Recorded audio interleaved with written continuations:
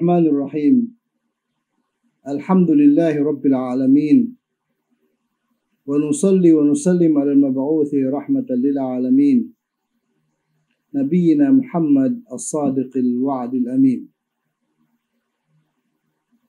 اللهم صل وسلم وبارك على سيدنا ونبينا محمد وعلى آله وصحبه أجمعين أما بعد السلام عليكم ورحمة الله وبركاته.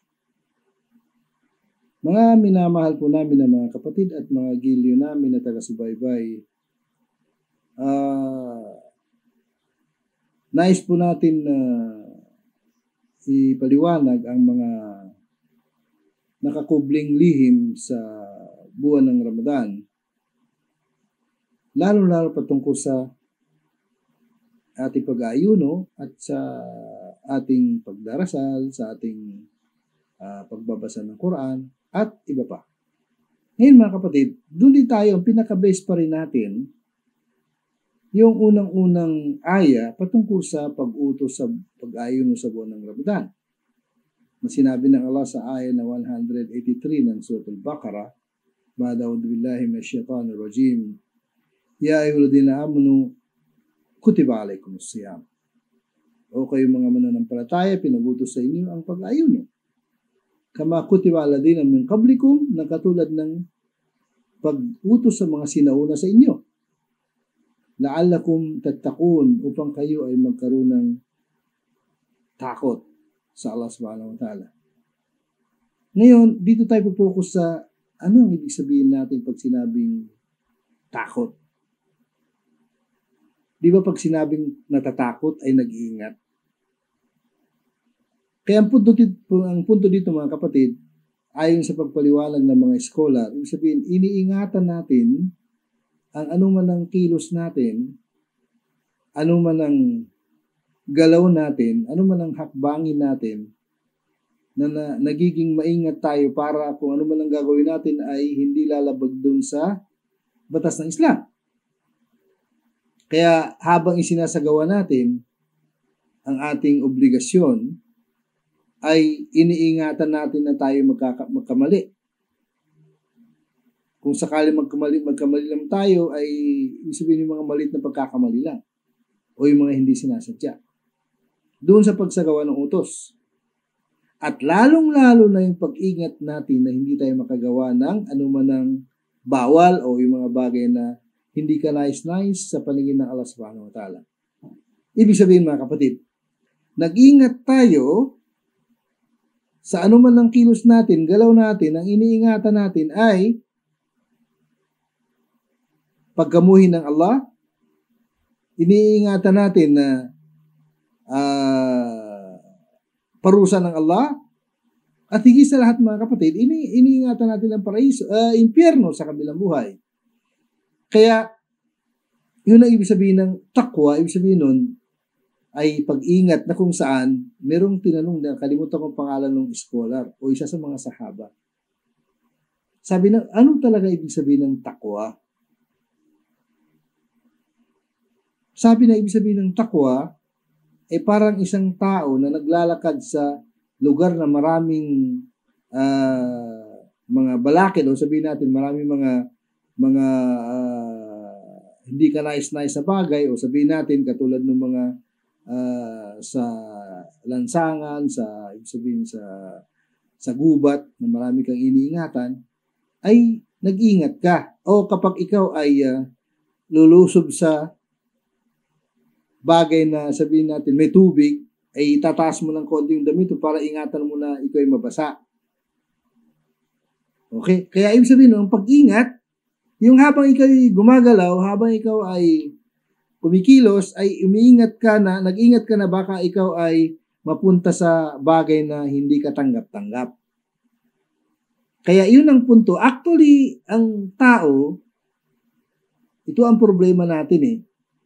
Nag-ingat tayo sa mga bagay na nakakapinsala na makamundo, subalit hindi tayo nag-ingat dun sa patungkol sa kabilang buhay. Para okay lang. Samantalang ang makamundong nakakatakot, iniingatan natin. which is ang buhay natin dito sa mundo ay napakaiksi. Bukas o makalawa ay matatapos. Ba? Kaya, yun lang ibig sabihin ng takwa, mga kapatid, na dapat natin maintindihan. Ibig sabihin, bilang mananampalataya, kailangan maintindihan natin na ibig sabihin ng takwa. Yung takot na, ibig sabihin pag-ingat. Kaya yun ang ibig natin sabihin, mga kapatid, na kung saan, itong takwa na ito ay isang pag-uugali na napakaganda. Bakit? Sa tingin nyo kayong tao na walang pakialam, walang iniingatan, alin ang mas lamang? Yung tao na walang iniingatan, walang pakialam, yung tao na masyadong kontrolado ang kanyang sarili para hindi magkamali. Siyempre, pagdating sa, ibig sabihin dito sa buhay sa daigdig, ang punto kasi mga kapatid, sa buhay sa daigdig, maintindihan natin kaagad. Samantalang ang buhay sa kabilang buhay, dahil sa wala pang nakarating doon na nakabalik dito, maliban kay Prophet Muhammad sallallahu alaihi wasallam. Kaya, ibig sabihin nun, parang marami mga tao na nahihirapan silang unawain. Ang mahalaga lang kasi dito mga kapatid, yung kasiguraduhan eh. Yung kasiguraduhan na kung baga sigurado ka doon sa impormasyon na nakarating sa iyo at yung impormasyon na sigurado ka, wala kang pagkailangan, yun ang pinanghahawakan mo. Yun ang pinanindigan mo. Ang nagiging problema kasi merong kasabihan, merong kasabihan ng mga nasa labas ng Islam na wikang English. Sabi niya, to see is to believe. Pwede ba yun? Na paninindigan na to see is to believe, pag hindi mo nakita, hindi mo na pwedeng paniwalaan. Di ba? Yung lolo ng lolo mo, nakita mo ba? Pero walang sino mang tao na hindi naniwala. Merong lolo ang lolo niya. Maaaring nakita yung lolo, pero lolo ng lolo hindi nakita. Pero dapat yung paniwalaan. Kaya yung kasabihan na yun na to see is to believe, yung mga tao na makamundo lang ang pinapaniwalaan. Pero tayo bilang mananampalataya, hindi. Maraming bagay na hindi natin nakikita. Halimbawa na lang ako sa sarili ko. Naniniwala ko meron akong utak. Pero nakita ko ba ang utak ko? Hindi. Naniwala ko meron akong puso. Nakita ko ba ang puso ko? Hindi rin. Pero ba't ako naniwala? Kasi nakita ko, hindi ko nakita, pero alam ko na gumagana. Gumagana yung utak ko, gumagana yung puso ko. Allahu Akbar. Kaya yun ang punto mga kapatid, hindi lahat ng bagay na hindi natin nakikita ay hindi natin dapat paniwalaan. Kasi sa pagpupuri ng Allah Subhanahu wa Ta'ala sa mga tao na minahal ng Allah Subhanahu wa Ta'ala ay katulad na banggit sa Suratul Baqarah sa umpisa pa lang, sabi ng Allah Subhanahu wa Ta'ala, alladhina yu'minuna bil ghaib. Mga yaong naniwala sa mga bagay na hindi nakikita. Ibig sabihin, kahit nila nakita, pinapaniwala nila kasi yung impormasyon na karating sa kanila, ang mahalaga naman kasi doon, nanggaling sa tamang source. Bakit tayo, tiwalang-tiwala tayo sa balita ng telebisyon? Kasi tiwalang-tiwala tayo dun sa TV na pinapanood natin. Maaaring sinabi nila ay fake news, hindi tayo sigurado. Pero bakit? Dahil may tiwala ka dun sa source. Ganun din ang impormasyon sa Islam. Unang-una tayo tumitistigo na wala dapat sambahin kundi ang Allah at si Prophet Muhammad ng kanyang huling sugo. Kung hindi mo, wala kang direct na connection sa Allah subhanahu wa ta'ala o komunikasyon sa Allah subhanahu wa ta'ala, pero si Prophet Muhammad sallallahu alaihi wasallam meron siyang iniwanan na maraming katibayan. Kung hindi man natin nakita si Prophet Muhammad sallallahu alaihi wasallam, yung katibayan na yon ay unti-unting lumalantad na kung saan nagpapanatili na ibig sabihin, yung katibayan na yun ay matatag. Totoo. At pinapatunayan ng history, pinapatunayan ng ibig sabihin ng science, pinapatunayan ng maraming bagay yung ibig sabihin yung katibayan na yun na dala-dala ni Prophet Muhammad sallallahu alaihi wasallam mula sa Allah subhanahu wa ta'ala. Kaya ang punto dito mga kapatid ay yung pagkatakot, yung pag-ingat natin, kadalasan ang iniingatan natin ay impormasyon na hindi natin nakikita ang pinagmulan, pero sigurado tayo kasi naniwala tayo sa Allah subhanahu wa ta'ala at naniwala tayo sa kanyang huling sugo na si Prophet Muhammad sallallahu alaihi wasallam. Pagpatuloy po natin ang episode na ito. Nandiyan lang muna kayo.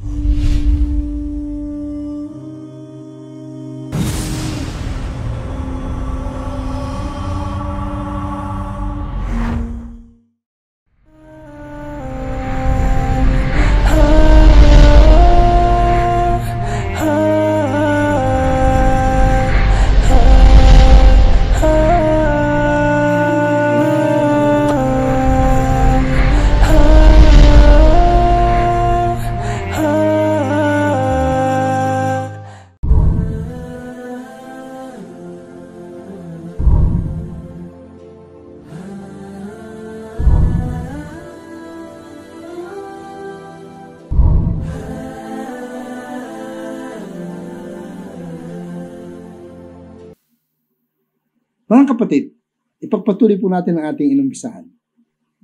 Ngayon, naibigay natin ang pinaka-maiksi, pinakabuod na kahulugan ng takwa.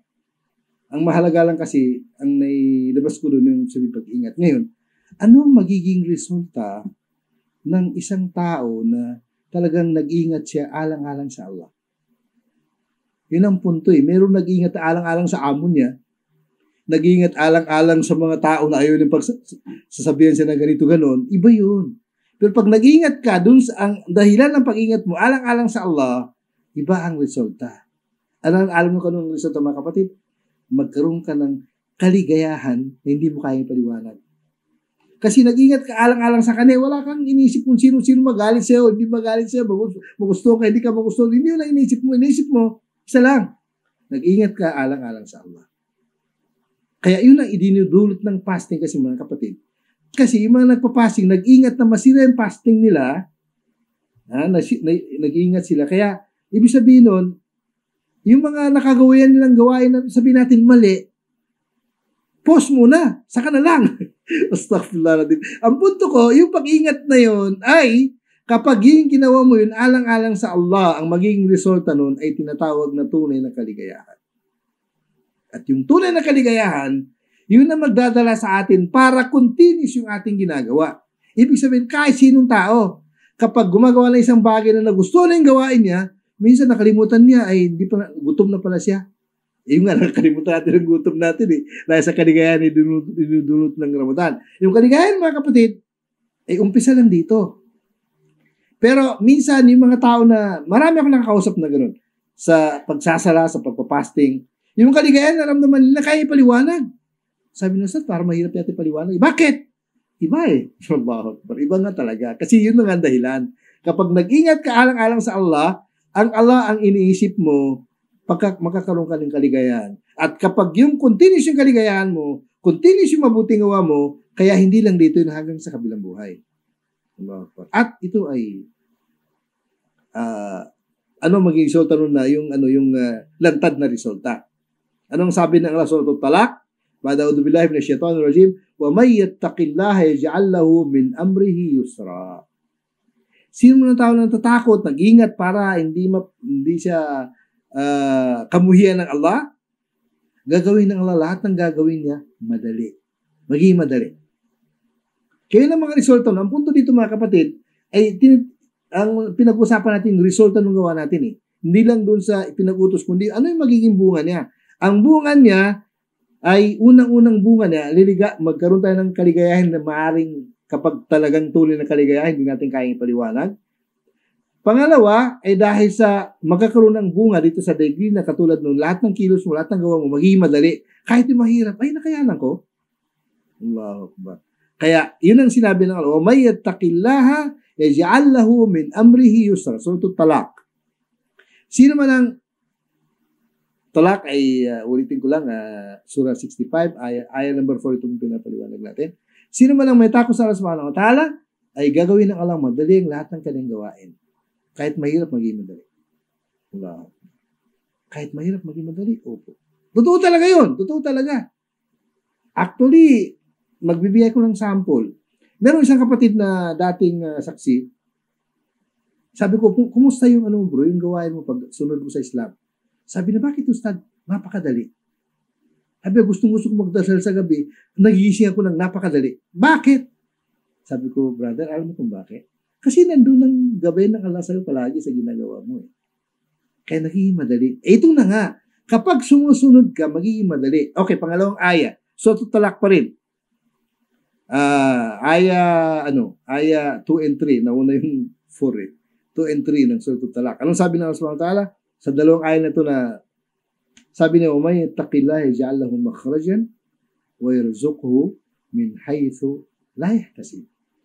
Sino man ang natatakot sa Allah subhanahu wa ta'ala ay siya ay ililigtas ng Allah sa anumang kapahamakan. Ibig sabihin, doon sa mga matinding nadadaanan niya ng mga maraming balakid, maraming sakuna, maraming ganito, makakaligtas pa rin siya.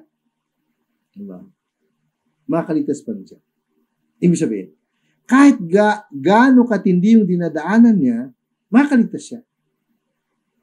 Siyempre, ang hindi lang makakaligtas kapag dumating na yung itinakda ng Allah na kamatayan, wala nang ano doon.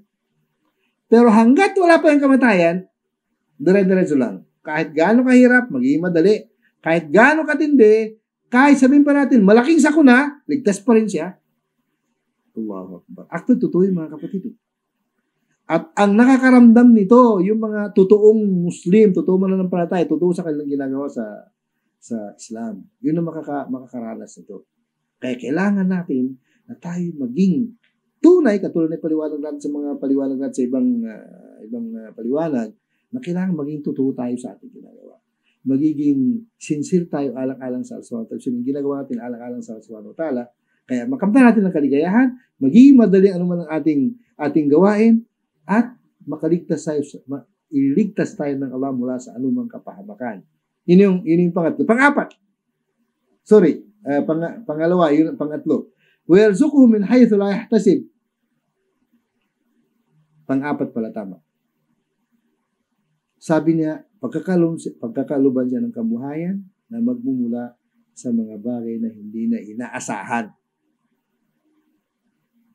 Kaya kaligayahan, pagkatapos maging madali ang lahat, pagkatapos maligtas ka sa kapahamakan, at magkakaroon ka ng kabuhayan na magmumula sa mga bagay na hindi mo inaasahan. Min haythu la yahtasib. Allahu Akbar. Di natin inaasahan. Totoo yun mga kapatid. Totoo yun. At hindi pwede magkamali ang Allah sa kanyang mga sinasabi. At alam ko na meron nakikinig sa akin, sabi na tama ka, Ustad. Naranasan ko na. Totoo yun mga kapatid. Totoo talaga yun. Totoo talaga. Hindi yung, kumbaga sa 99.9. Hindi, 100%. Totoo yun. Allahu Akbar. Kaya yun ang resulta ng takwa mga kapatid. Yun ang pinakasimple, mag-umpisa sa kaligayahan na hindi mo kayang ipaliwanag. Ayun na yung umpisa ng para ikaw ay magiging matatag sa iyong gawain. Pagkatapos, lahat ng gawin mo maging madali. Lahat ng gawain mo maging madali. Pangalawa, makaligtas ka sa anumang kapahamakan. Allah. At ang pangatlo, magkakaroon ka ng kabuhayan na hindi mo inaasahan. Kaya kahit doon lang sa apat na bagay na yun. Pero higit sa lahat, siyempre kasi kapag nandun na ang mga mananampalataya nandun na sa apat na bagay na yon, maging madali na sa kanila anong man gawain na alam nila na ang resulta nun ay paraiso. Kahit gaano kahirap, ay mag-uunahan sila dun sa anumang gawain ng kanyang resulta ay paraiso. Allahu Akbar. Kaya, balik tayo ng konti dun sa kaligayahan. Kasi, isa sa nakikita ng sino man o naranasan ng sino man na mananampalataya, pagdating ng Ramadan, maging madali ang lahat. Totoo mga kapatid. Maging madali ang lahat. Halimbawa na lang. Kung alanganin ng almusal mo, Sa umaga, wala pang tanghali, gutom ka na yan eh. Pero, kung pagdating sa Ramadan, minsan saka mo maramdaman ng gutom, asar na. Totoo talaga. Minsan kahit mahirap yung trabaho mo, hindi mo maramdaman yung gutom. Actually, meron akong narinig o nalaman na isang kapatid na dahil nga sa medyo uhaw na, inisip niya, para hindi niya maramdaman yung uhaw niya, magbasa na lang siya ng Quran. Sabi niya, parang hindi ko maramdaman kasi sabi niya pag wala akong ginagawa, damang-dama ko yung uhaw. Pero kapag nagbabasa ako ng Quran, nakalimutan ko na uhaw pala ako. Allahu Akbar. Kaya tutuloy mga kapatid. Pagpatuloy po natin mga kapatid. Diyan lang muna kayo. Pagpatuloy natin ang ating episode na ito. Jazakumullah khair.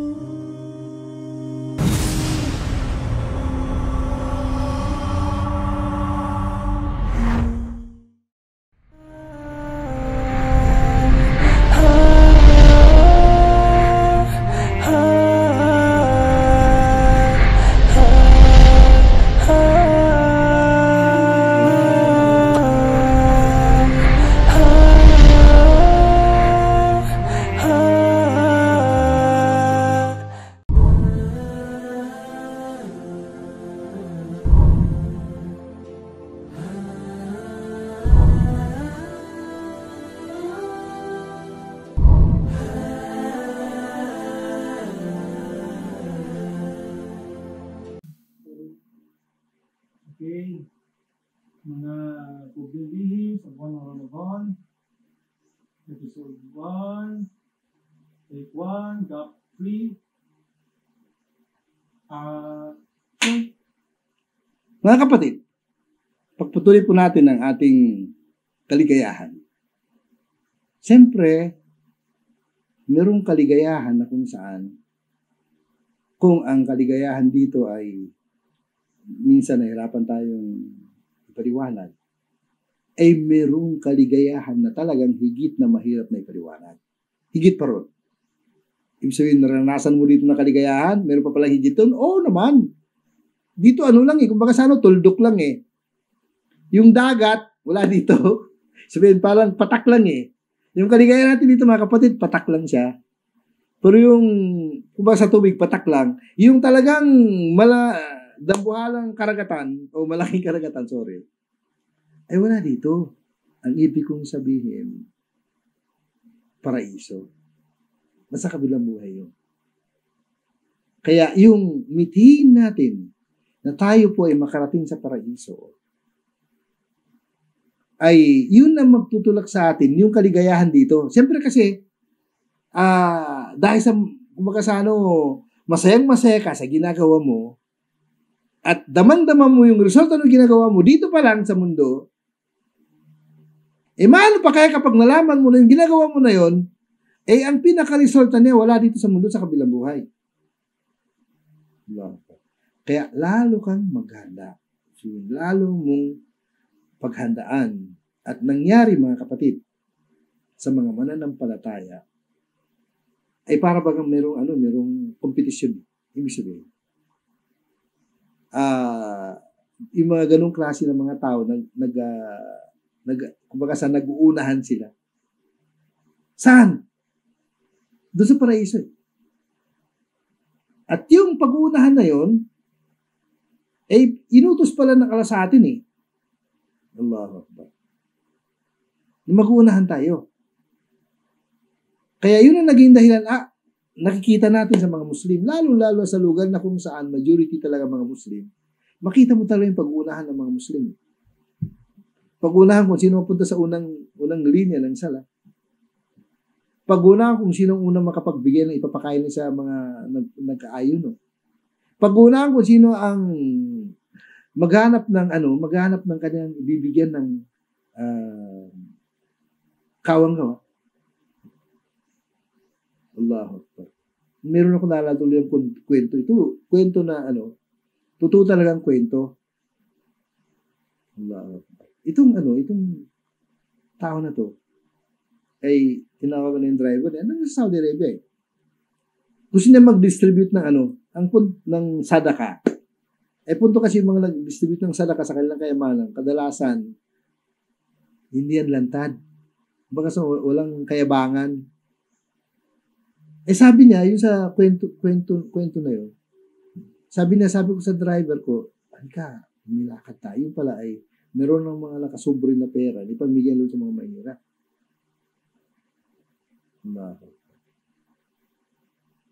Kaya sabi na sa pagod namin sa kaikot, pumunta kami sa gasoline station. Bigla ako na-idlip, nandun ako sa sasakyan. Meron siya na panaginipan. Na kailangan bumalik siya sa ganitong lugar, doon siya magbigay. Allahu Akbar.